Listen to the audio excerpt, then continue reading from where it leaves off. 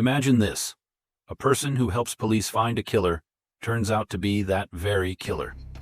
This story proved that even the most cunning criminals cannot hide from modern science. February 9th, 1979. An ordinary winter evening in the small town of Beaumont, California. 17-year-old Esther Gonzalez decided to walk to her sister's house, just a short walk she had made hundreds of times before. But this time, she never returned home. The next morning, the phone rang at the police station. An unknown man with a nervous voice reported, "I found a body near Highway 243. I don't know if it's a boy or a girl," and immediately hung up.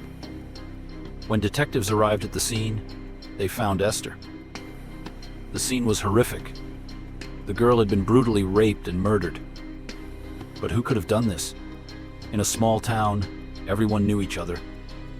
5 days later, police found the person who had called. It was 26-year-old Lewis Williamson, an ordinary local guy who worked on a ranch. He willingly came in for questioning and even volunteered to take a polygraph test. The result surprised everyone. Williamson passed the lie detector test. Police released him. The case went cold for decades. But detectives from Riverside County didn't give up. They preserved every DNA sample, every piece of evidence, hoping that someday science would provide answers. 45 years later, in November 2024, an event occurred that shocked everyone. Genetic genealogy, the same technology that helped catch the Golden State Killer, finally yielded results. DNA from the crime scene pointed to one person, Lewis Randolph Williamson, the same Good Samaritan who had found the body and helped the investigation. It turned out that Williamson was a classic psychopath. He not only killed Esther, but had the audacity to pretend to be a rescuer. He called police to deflect suspicion from himself.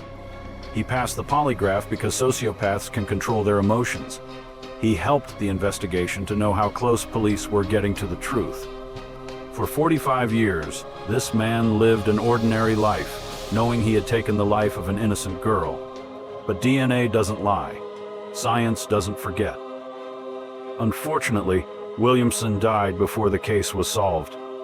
But for Esther's family, the most important thing is finally knowing the truth after almost half a century of unanswered questions. The moral of this story is simple. Not everyone who helps an investigation is truly innocent.